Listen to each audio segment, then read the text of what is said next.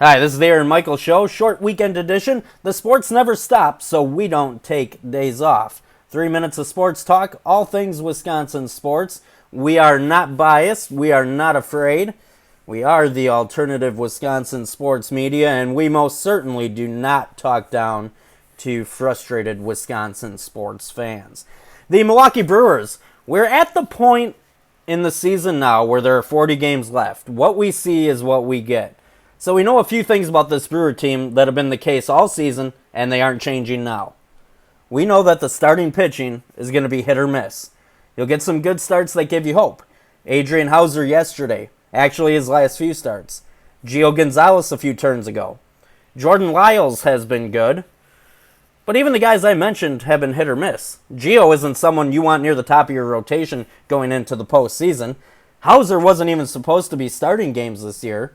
Lyles is what he is. He's been solid so far, but looking at his numbers in Pittsburgh, can you really trust him? Can you really trust him in the big picture? It's a shaky starting rotation at best.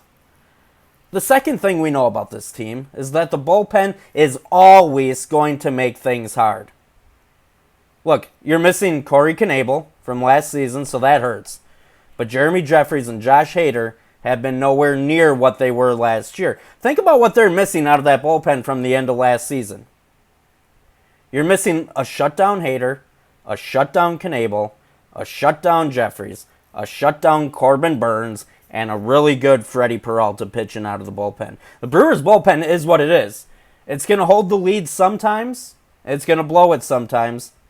They cannot be trusted, and they're always going to make it interesting.